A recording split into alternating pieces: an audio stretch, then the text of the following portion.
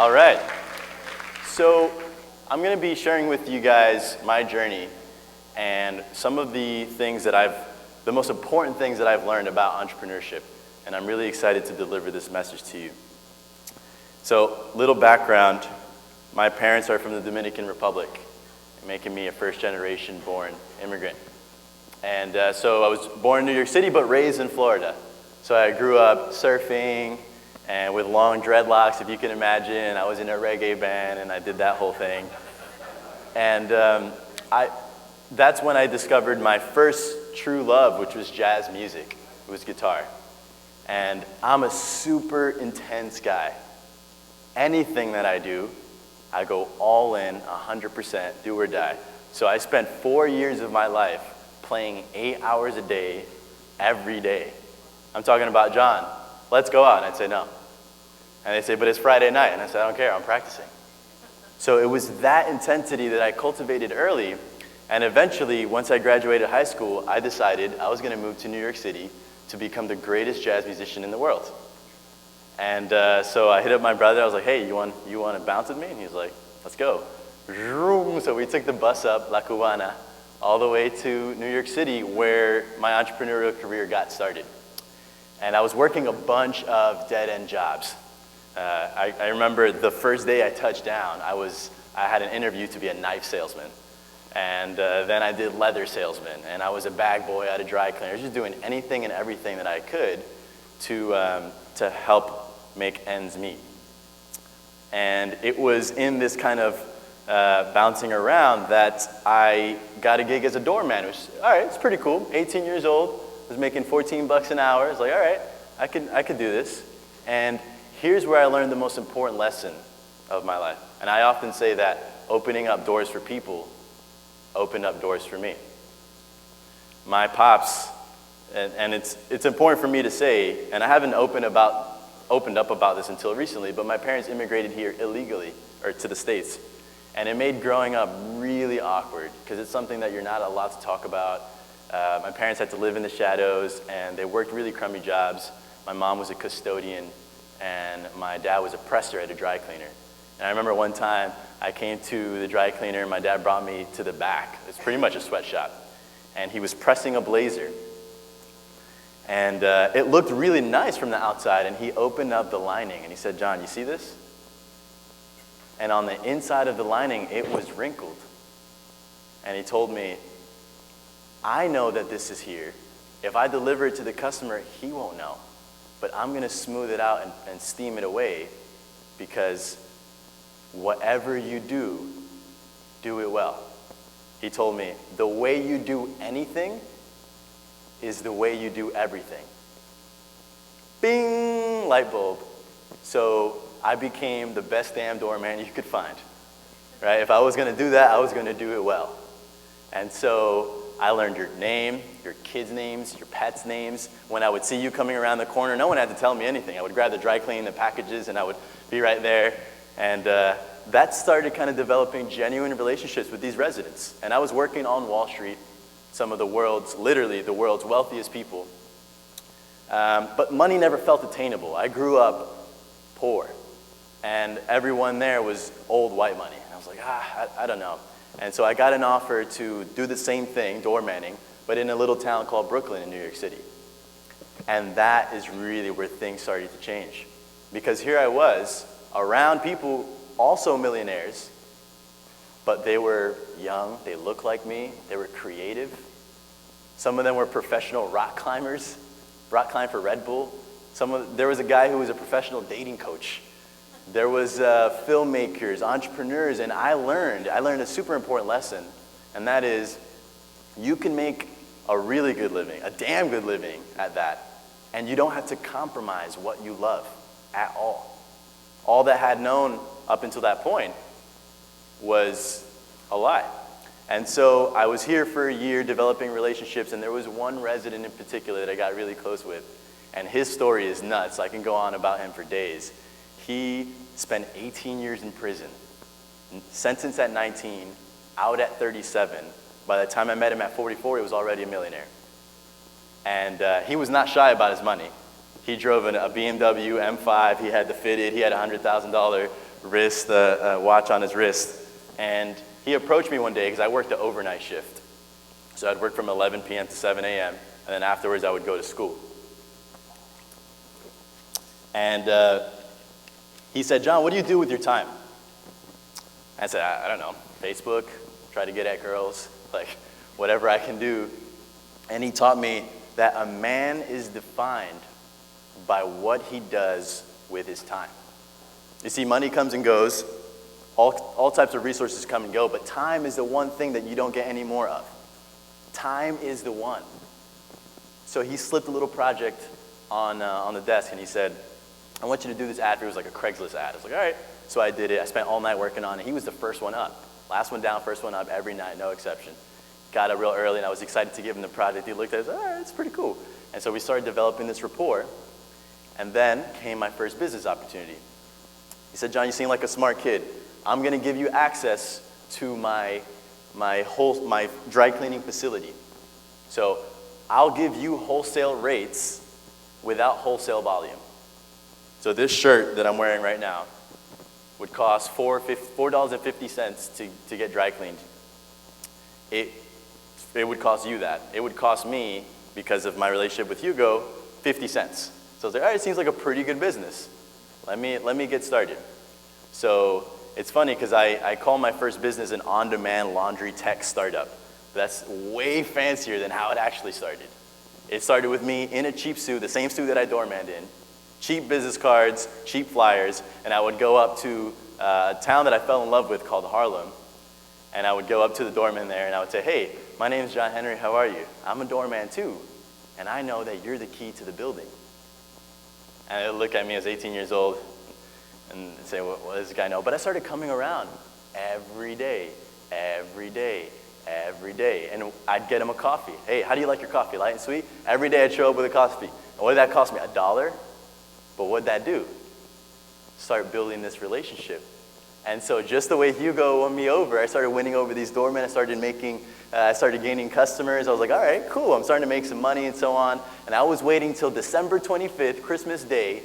I was the building's favorite doorman. I was going to make $4,000 to $6,000. I was going to quit December 31st, and then I was going to have a few months worth of runway, and I was going to go at this full time. Turns out, entrepreneurs don't make good employees, right? Because we're always trying to innovate and stuff within the workplace. I was always trying to hey, what if we do this instead? And it was not well received.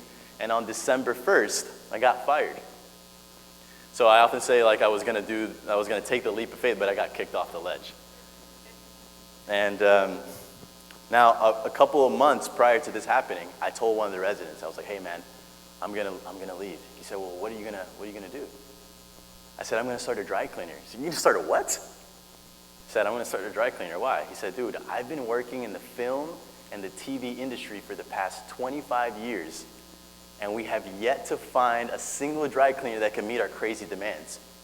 He said, what time you get off? By this time, I had been promoted to the afternoon shift. So I said, I got off at 11. 11, I told him. 11:05. Whoop, he was right there. He picked me up and took me on to the scene of what became my first movie, which is a movie called The Wolf of Wall Street. So that same night, I met Leonardo DiCaprio. I met Martin Scorsese. But more importantly, I met the wardrobe supervisor, who was the guy in charge of all the clothes. And he asked me a ton of questions, and I had no idea what I was talking about. But at the end, I finally came clean and said, dude, I don't know, but I promise you I'm going to work super hard. Okay, months pass. My boys are ragging on me because I had been bragging about it. They're like, oh, where's Leo now? Because it had been months and they didn't call. And the very next day after I got fired, Wolf of Wall Street called. Hey, you still ready to do those clothes? I said, absolutely. I went. Now, mind you, when I started, I was lugging sacks of laundry through the subway. I don't know if any of you guys have been through the NYC subway system, but it is not pretty. It's not a pretty thing. A lot of people, sweaty, it smells. I was lugging sacks of laundry heavier than me through the train from Harlem all the way down the A line to 4th T Street and then over to Brooklyn, smelling ridiculous. People were looking at me like, what the hell are you doing? By this point, I had quit school, which is the scariest thing I ever did. I dropped out of college, And my parents are immigrants, so I was supposed to be a college graduate. And there were so many times when I doubted myself, but something inside felt right. Something inside felt right. Now, most people think that seeing is believing, but that's a skeptical attitude, because then you're limited to what you can touch, to your senses, to your 5 senses, but we have higher faculties. And so I believe that believing is seeing. The best entrepreneurs understand that believing is seeing. You must be able to close your eyes and visualize. It has to come true first in your mind. And you have to believe it so strongly that it's just emanating off of you. It's just emanating. And then what happens is physical reality begins catching up. And so I was in this stage, I was beginning to discover this. And so I was hustling, and then after I did Wolf of Wall Street, the guy said, hey, you did a great job. There's a new account in town. If you do this, or he goes, if you get them, you're going to be okay for a long time. I'll make the introduction. I said, okay. Makes the introduction. I go, it's a show called Boardwalk Empire. Snagged it.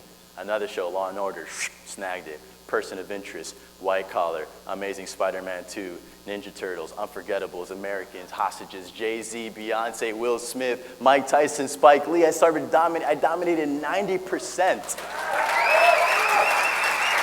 Thank you. 90% of the film and the TV industry. And then I discovered, okay, I'm an entrepreneur. This is what you call this. So we've been hearing a lot of talk about product market fit and accelerators, and I run one, so I'm allowed to make fun of them, and all this stuff, but that comes secondary to hustle. You gotta want it so bad first, and then all that stuff becomes revealed to you. Then all that stuff becomes revealed to you. And then I started educating, okay, I'm an entrepreneur, cool, brand matters. I brought in a creative director. Okay, cool, customer service. Boom, brought in some customer service reps. Maybe I should do housekeeping, because when I was a doorman, that's something that people asked me for as well. Rolled out housekeeping, rolled out dog walking. Then I had a little thing going. I had 13 employees. I was 20 years old. I was like, okay, this is kind of cool. It was scary. I learned real quick. If I get shit-faced the night before, wake up late, miss a meeting, drop an account, I can't pay my employee that week. Things got real fast. And so when you're an entrepreneur, life is not normal for you. It's not normal. One of my favorite quotes is from Spider-Man. Uncle Ben told Peter Parker, he said, with great power comes great responsibility, and that's so true. So I started bearing the weight of the world on my shoulders, and I was the best leader that I could be every day. And so probably the last good move that I made was, Aisha, would you raise your hand? That was my prior CTO of my first company. I met him, and I realized that technology was the way. Now, we started working together. We met at a coffee shop. He was a shy guy at first, and we started doing some projects here and there. And then eventually, he became full-time CTO. He developed some software, and that's when we really started taking off. But mind you, the software came a year and a half after the business. The business. One of the speakers yesterday said something so plain and simple, I thought it was beautiful. I think his name's John O'Connor. He was like, entrepreneurs make money. And that's so true. Business. App comes later. App doesn't matter if you're not in business. So year and a half later, this app comes around. We're growing 12, 15% month to month to month. And then eventually, we had multiple vendors at this point, and one of the vendors that we had dealt with was acquired. And this guy who acquired the vendor was looking at the growth charts, and he's like, whoa, who's this company? And he sat me down, and we had coffee at 7 a.m. I often say, like, real business gets done early in the morning. 7 a.m., first thing. And he told me, John, you interested in selling the company? I said, no. He said, would you sell? I said, no. And I kind of shrugged him off, and then later that day I was at work, and I was like, yo, some guy tried to buy the company, and they're like, what? Tell me you said yes. And I was like, shit, should I? And so we prepared a presentation. We're like, all right, let's see how much we can get for this thing. So we prepared a presentation, and then I called a bunch of people I knew that had money. And we lined them up day after day after day after day. And every day, I remember the first day that we pitched, Aisha won't let me lie. I stumbled, I was tripping on my words, and the app actually broke down in the middle of it, and I tried to scurry and change the slide real quick, and it was terribly embarrassing. But we had 24 hours to make it better. So by Tuesday, a little bit better. Wednesday, next guy, a little bit better. Thursday, and then by Friday, we left the originally interested buyer at the end. And he got the most refined pitch and the most refined product. And the company that I'm working on now we're running an accelerator. The first meeting that we ever had for this company, we decided we had this thing that was brewing. And so we went to a bar, and we were having drinks. And we were just chilling, whatever, getting ready to talk about this thing, and I get a text, and I just look casually at my phone, and I just stopped. And I started tearing up. And Aisha and Evan, they looked at me like, dude, are you okay? I was like, dude, I gotta go. And I went to the bathroom really quickly. And it still gets me emotional. I started crying. And what was flashing before my eyes was all those times that I was lugging the sacks of laundry to and from the train, all those times where I didn't know what the hell I was gonna do to cover payroll, the highs, the lows, all this crazy journey. And I walked out of the bathroom, and I was like, we just sold the company! And they were like, oh, shit! And we got the announcement that the guy had decided to meet us at asking price. And so that was kind of how it went with the acquisition of the first company.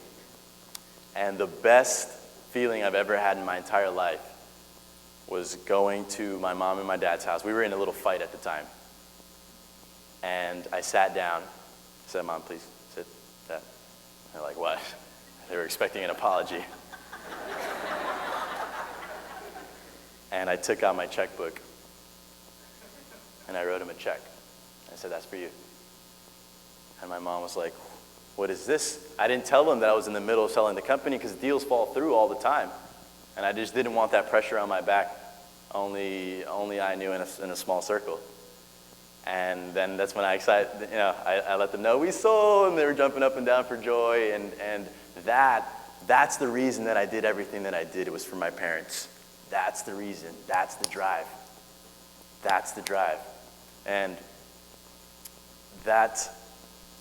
so now, one of the key takeaways that I want you guys to have from this is I think that you shouldn't listen to people nearly as much as people say you should. I strongly believe, and that's not to be confused with don't seek counsel. Seek counsel. Get some good advice, get some good mentorship. But at the end of the day, when you go to sleep and you close your eyes, it's just you and you. It's just the I and the I, it's just you and the self. You have to live with the own decisions that you've made. You guys are in this room right now because of the decisions that you've made, despite what anyone else has advised you. So if there's any takeaway, please learn to trust yourself, develop that intuition. We know the answer. We know it's in here. And yeah, you can make mistakes, but you keep stumbling and so on. You keep developing yourself as an entrepreneur. And so our idea of a good time, my buddies and I, was kind of getting up on the whiteboard and drawing out problems and then trying to crack them, some real entrepreneur stuff. And we thought, wow, it'd be cool if we can bring this to Harlem as a whole, this village that we fell in love with. And so I knew that the acquisition was underway and I was going to have a lot of time, and I'm really intense, so it wasn't enough for it to be a casual thing. And so our current project now, we seek early stage companies. We give them resources. We give them world-class mentorship. So we're really happy to be supported by guys like Google and New York Times and MSNBC and so on. And we give them free office space for 9 months. And the big screw you is that we take zero equity, and the one thing that we ask is that you headquarter back in Harlem. So the way that the companies pay us is to stay right here in this little village. And so that's the project that I'm working on now, and I'm super excited to announce that one of our portfolio companies from back home presented earlier today, Croissant. Shout out to those guys. A round of applause for them. So it's been a great bonding experience to have them here. And so this has been my journey thus far, and now I'm looking to the future to see what it is that I can create. But the most important thing that you guys can leave with today is to just let it sit with you, let it marinate in you, that all the fancy schmancy stuff comes before relentless desire. If you have a shitty product market fit, if you don't have a good team, if you don't know the right people, that stuff will be revealed to you after you develop this fire. It's about the guy who wakes up first thing in the morning, won't stop, can't stop, eats, sleeps, breathes, everything, his project, his idea, it must come to life. It must come to life. And once you have this, things are just revealed to you. I like to use Croissant as a great example. They started with an idea. It was an HR benefits platform. And boy, they just couldn't strike the goal with that one. But they kept at it, and they kept at it, and they kept at it, and they persevered, and they twisted, and they turned, and then they found this thing, and they started charging cafes, and they kept going, and eventually they landed at the product where they're at now, and they're doing really, really well. So I'm excited for them. And that is what I think makes a great entrepreneur. And remember, seeing is believing is a skeptical attitude. Believing is seeing. Thank you.